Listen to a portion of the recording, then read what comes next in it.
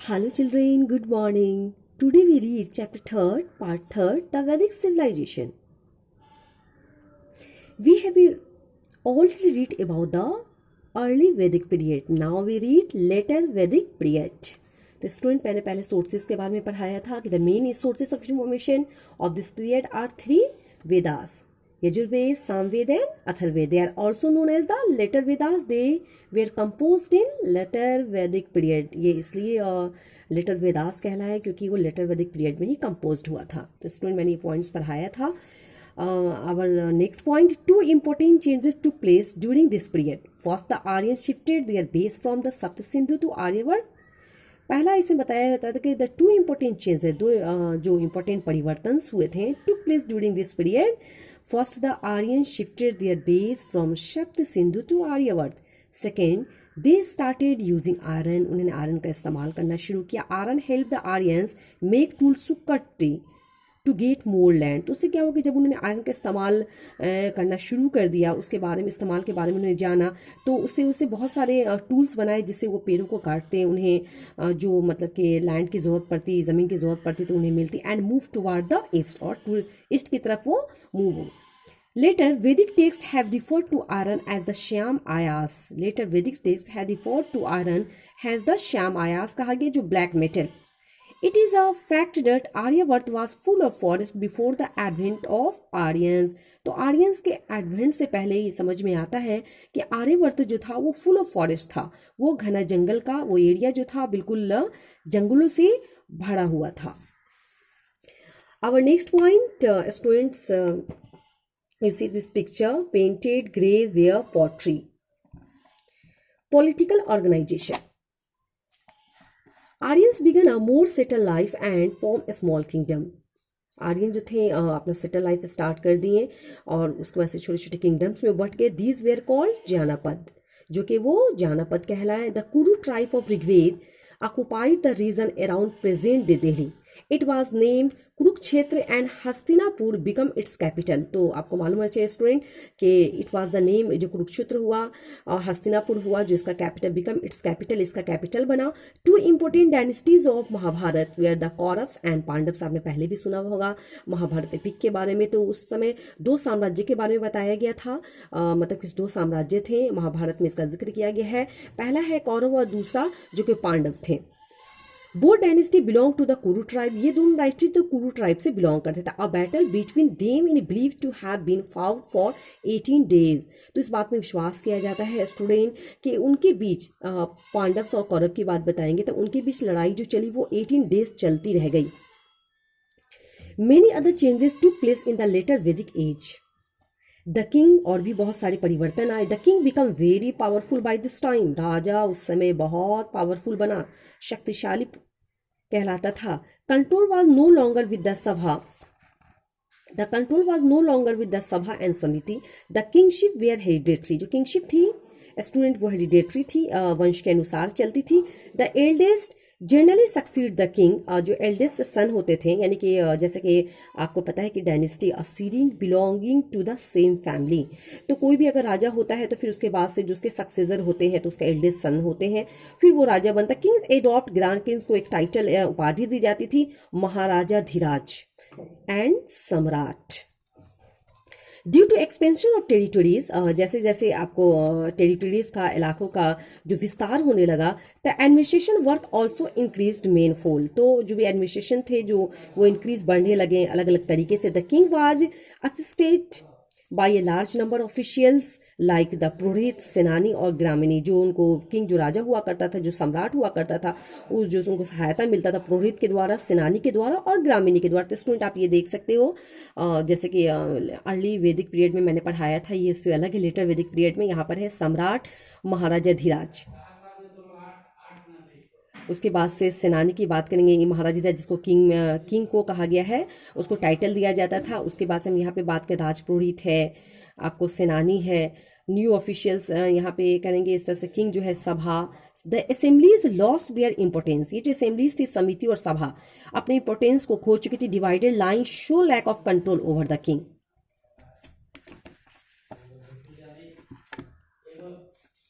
तो राज purohit perform elaborate rituals and gave advice. तो राज पुरोहित जो होते थे कोई भी विस्तृत अनुष्ठान होता था तो उसको परफॉर्म करते थे, वो रिलीजियस जो भी रिलीजियस वर्क होते थे और वो एडवाइस का काम करते थे। द सेनानी बिकम वेरी इंपॉर्टेंट। जो सेनानी होते थे, सोल्जर होते, उनका रोल ना बहुत इंपॉर्टेंट हुआ करता as the frequency of wars also increased. और आपको पता है कि उनका रोल इसलिए बढ़ता गया क्योंकि लगातार जो है वार्स, लड़ाइयाँ होती जा रही थी, बढ़ती जा रही थी।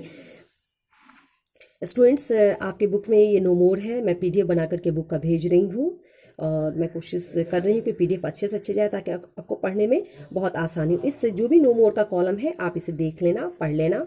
उसके बाद से स्टूडेंट वर्ण सिस्टम, वर्ण व्यवस्था। तो कहने का मतलब स्टूडेंट ये कि वर्ण सिस्टम हमने अर्ली वैदिक पीरियड में पढ़ा, अब वर्ण सिस्टम हम लेटर वैदिक पीरियड में पढ़ते हैं। आप देखो इसमें कैसे क्या इसमें परिवर्तन है। In the later Vedic period the 4 words were the determined by birth. तो लेटर वैदिक पीरियड में जो था 4 वर्ड्स में ही डिवाइडेड था, आपको मालूम होना चाहिए। डिटरमाइन द बर्थ, जो जन्म से जाना जाता था। Change of caste become difficult though not impossible. The position of women also declined. आपको पता होना चाहिए कि change the caste became difficult though not impossible. The position women also decline. तो कास्ट सिस्टम का मतलब ही बोल वाला था। और जो वीमेन का जो पावर था, जो उस समय वीमेन को जो रिस्पेक्टफुल लाइफ होती थी वो ख़त्म होती जा रही थी। They were not allowed to take part in public matters. उन्हें ये अलाउ न था कि वो कोई भी पब्लिक मैटर्स में वो मतलब कि वो हिस्सा ले। They were no longer allowed to study the Vedas और participate in the samiti meeting. The Vaishyas class had many of their right denied. तो वैश्यास क्लास के जो वर्ग के लोग थे, उनके जो मतलब राइट्स, उन्हें जो अधिकार थे वो सब खत्म होते चले गए। ठीक है। And the Shudra were treated and more serves of the upper varnas. तो मैंने ये पहले भी पढ़ा है स्टूडेंट्स के शूद्र के बारे में हमने पढ़ा है, जो अटचेबल्स कहे जाते थे, अछूत जात में आते थे, कि जो भी अपर जो उनके जो भी और भी वर्ण है उनसे ऊपर, उनका काम था उनकी सेवा करनी, उनके साथ अच्छा सलूक उस समय नहीं होता था। सोशल लाइफ, तो सामाजिक जीवन में हम फैमिली सिस्टम के बारे में पढ़ेंगे। Students, joint family system continue the birth of son was greatly welcome. तो ज्वाइंट सिस्टम जो था, ये ज्वाइंट फैमिली जो थी, संयुक्त परिवार जो था, ये कंटिन्यू था। और बर्थ ऑफ सन है ग्रेटली वेलकम। जब कोई लड़का अगर जन्म लेता था, पुत्र जन्म लेता था, तो उसका बहुत स्वागत, ग्रेटली वेलकम था, बहुत अच्छे से उसका स्वागत होता था। Women lost the position of respect there held during. इस पीरियड में विमेन्स का जो पोजीशन था, जो अर्ली वैदिक पीरियड में हमने स्टूडेंट पढ़ाया है, वो पोजीशन उनका खत्म होता चला गया और उनकी स्थिति दायनी होती गई, खराब होती चली गई। तो student, our next important point, gurukul system of education. Education in India organised with gurukul system. तो इंडिया में जो एजुकेशन ऑर्गेनाइज हुआ, अगर स्टार्टिंग की बात करेंगे तो गुरुकुल सिस्टम है, गुरुकुल व्यवस्था है। In this system the boy had to stay with his guru teacher. इस सिस्टम में क्या होता था कि स्टूडेंट्स को, लड़के को अपने गुरु, अपने टीचर के साथ गुरुकुल में रुकना होता था till of age of 25। Gurukul were generally situated on the river banks और deep in the forest to attain the real knowledge. तो गुरुकुल जो होता था अक्सर कि वो स्थित होता था नदी के किनारे या जंगलों के बीच में, रियल नॉलेज को ग्रहण करने के लिए। Boys learn various subjects. बच्चे, लड़के जो तरह तरह के सब्जेक्ट्स को सीखते थे, पढ़ते थे। ये वे जैसे कि इसमें है as the Vedas, logic, mathematics, grammar and medicine. Oral education was imparted. तो आपको मालूम होना चाहिए स्टूडेंट की ओरल एजुकेशन भी इम्पार्ट किया जाता था, प्रदान दिया जाता था। वन कंप्लीशन ऑफ एजुकेशन, जैसे एजुकेशन की समाप्ति होती, एजुकेशन खत्म होता स्टूडेंट का, तो ऑफर गुरु दक्षिणा, गुरु दक्षिणा ऑफर किया था। तो स्टूडेंट और fee according to their means, student को अपने मीन्स के अकॉर्डिंग, अपने हैसियत के अकॉर्डिंग गुरु को दक्षिणा दी जाती थी। आप उसे फी भी समझ सकते हो। This was also voluntary. तो स्टूडेंट, आपके बुक में ये कॉलम है द 4 स्टेज ऑफ लाइफ, आप इसे देखना जरूर और इसे याद कर लेना। Are is divided their life span to 4 stage, these are called ashram. Each stage was divided into 25 years. ये सारे स्टेज 25 ईयर्स में डिवाइडेड है। सबसे पहले है ब्रह्मचार्य आश्रम, इसका है स्टूडेंट लाइफ है, gurukul education belong to the brahmacharya ashram. Second है गृहस्थ आश्रम फॉर फैमिली लाइफ। सेकेंड है वानप्रस्थ आश्रम और retired life and for meditation. Sannyas ashram for prayers and a life of renunciations. ये 4 भाग में डिवाइड कर दिया गया है। एक स्टूडेंट के लाइफ को 4 भाग में डिवाइड कर दिया गया और 25 ईयर्स में इसे बांटा गया। और किस में, कौन से स्टेज में क्या करना है स्टूडेंट, मैंने यहाँ पे बता दिया है आपको। Literature, Vedas. The Veda were among the oldest Vedic text. Yajurveda, Samaveda and Atharvaveda. जैसे कि मैंने पहले बताया था कि इस लेटर वैदिक पीरियड में ऋग्वेद तो अर्ली वैदिक पीरियड में कंपोज हुआ था, लेटर वैदिक में कंपोज हुआ था। Later the Upanishad were compose around 600 BC. बाद में उपनिषद जो है एक कंपोज हुआ लिटरेचर 600 बीसी में, वर्क जिसमें कि आपको work and astrology, poetry and grammar also took place during this time. तो इस पे काम किया गया, एस्ट्रोलॉजी पे, पोएट्री पे, ग्रामर पे। The two great epics Mahabharata and Ramayana were also written in this period. Students, it's very important. आप पहले से जानते होंगे टू पिक्स के बारे में, महाभारत की बात करेंगे, रामायण की बात करेंगे। Ramayana it is said that, कि कहा जाता है कि it was written by sage Valmiki, इसे सेग वाल्मीकि ने लिखा था। इस नैरेट वार बिटवीन, ये इस रामायण में ये बताया जाता है कि इसमें आपको राम और रावण के बीच लड़ाई चली थी, वार चली थी। Mahabharata it is said that it was written by sage Vedavyasa, तो वेदव्यास के द्वारा इसे लिखा गया था। इट इज लॉन्ग, ये सबसे लंबा एपिक माना जाता है।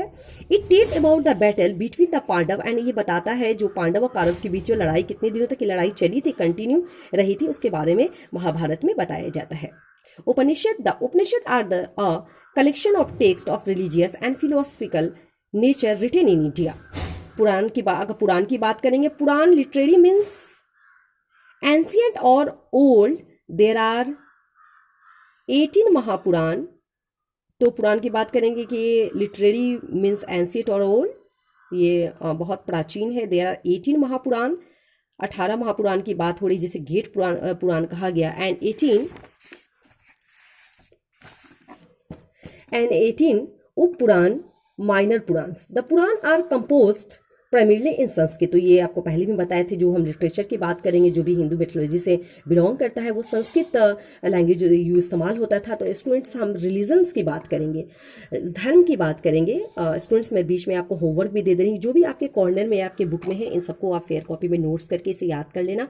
और जो भी मैं क्वेश्चन आंसर का PDF बना के भेज दे रही हूँ, प्लीज़ उसे फेयर कॉपी में you will write in fair copy, और उसे आप याद भी करते जाना।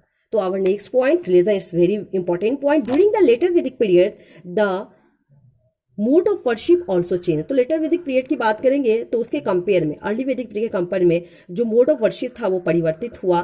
The yajnas sacrifice become even more elaborate and costly. जो यजनास थे, जो बलिदान, जो सैक्रिफाइस का जो सिस्टम था, ये बहुत एलोबरेट और बहुत ज्यादा कॉस्टली हो गया। Only the Brahmins they are suppose to know the right to way conduct them.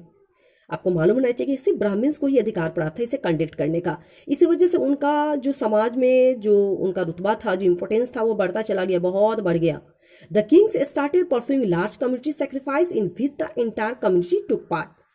During this period the Rigvedic god their lost importance. जो ऋग्वेदिक गॉड्स जो मैंने पढ़ाया अर्ली वैदिक पीरियड में, उनका इंपॉर्टेंस खत्म होने लगा। The trinity of gods Brahma, Vishnu and Shiva replace the gods of nature. The some important female deities were also worshipped. जो important female deities थी वो उसकी वर्शिप की जाने लगी, जैसे like Usha, goddess of dawn, and Prithvi, goddess of earth. तो ये फीमेल जो गॉडेस थी, मतलब देवियों की बात करेंगे, इनकी वर्शिप इस समय की जाने लगी थी। Rituals related to all aspect of life were perform. जो भी रिचुअल्स होते थे लाइफ से जुड़े हुए से परफॉर्म किए जाते थे। जो भी धार्मिक कार्य होता, the priest who officiated at this sacrifice were regarded and given dakshina और गिफ्ट। ये सारे काम को पुरोहित के जरिए किया जाने लगा, और इसके बदले उन्हें दक्षिणा या फिर गिफ्ट के फॉर्म में उन्हें मतलब कि दक्षिणा गिफ्ट्स दिया जाता, वो रिसीव करते। जीवन के बारे में पढ़ेंगे students some, it's very important point. Agriculture remain the most important occupation. Barley, wheat, rice, vegetable, cotton and wool sheets were the main crops. The use of iron pluff increased the crop industry. जब iron का इस्तेमाल उन्होंने जाना, तब उसके बाद से वो खेतों में हल जोतने लगे और उससे क्रॉप प्रोडक्शन बढ़ने लगा। More lands were brought under cultivation. बहुत सारे जमीनों को जो है जुताई में लाया गया, कृषि करने के लिए लाया गया। People could produce extra than their needs. उससे ज़्यादा जो उनकी ज़रूरत थी स्टूडेंट, उससे ज़्यादा वो अनाज उपजाने लगे। Therefore, the king demanded regular tax. आपको मालूम रहना चाहिए कि टैक्स की बात करेंगे तो continue craft such as pottery की बात करेंगे, कारपेंट्री की बात करेंगे, ज्वेलरी की बात करेंगे, डिजाइनिंग की बात करेंगे, वेविंग की बात करेंगे, ये सारे बहुत पॉपुलर थे। These were guilds in this period. There were guilds, इस ये उस समय उस मतलब के पीरियड में ये गिल्ड्स क्या है स्टूडेंट, हम लोग जानेंगे। गिल्ड्स मंडली को भी कह सकते हैं। Guilds were organisations of craftsman और मर्चेंट। गिल्ड्स जो है क्राफ्ट्समैन और मर्चेंट का एक संगठन है, ऑर्गेनाइजेशन है। इसके द्वारा the guilds fix the price of different item. इसके द्वारा जो भी आइटम्स होते थे उसके प्राइसेस फिक्स किए जाते थे। Profession become hereditary with time. उस समय जो प्रोफेशन होता था, जो भी पेशा व्यापार होता था, वो वंश के अनुसार होता था, हेरिडेटरी होता था। With the growth of civilisation, जैसे सिविलाइजेशन का ग्रोथ हुआ, the barter system was abandoned. तो जैसे जैसे सिविलाइजेशन सभ्यता आगे बढ़ी है, लोग ज़्यादा सभ्य होने लगे, तो ये बार्टर सिस्टम स्टूडेंट आप समझते हो ना कि गुड का एक्सचेंज किया जाता था जब लोग मनी से इंट्रोड्यूस नहीं थे, तो ये खत्म होने लगा, लोग इसको छोड़ने लगे। इंस्टीड इसकी जगह पर gold and silver coins came into circulation. Gold आने लगा, सिल्वर कॉइन्स आने लगे, ये सर्कुलेशन हो गए गुड्स के एक्सचेंज के जगह पर। The earliest coins are call punch mark coins. Student is very important. Punch mark coin, जो कॉइन्स सिक्के होते थे उसमें पंच मार्क्स होते थे। The symbol we are punched on pieces of silver. जो फिर सिल्वर के पीसेस होते थे उस पर पंच का सिंबल होता था, कोई निशान बना होता था। सिंबल ऑफ एनिमल्स, जैसे उसमें एनिमल्स के symbol, hills, trees, humans were usually mark on them, उसमें इसका मार्क होता था। These were issued either by the king or the guides. These coins did not have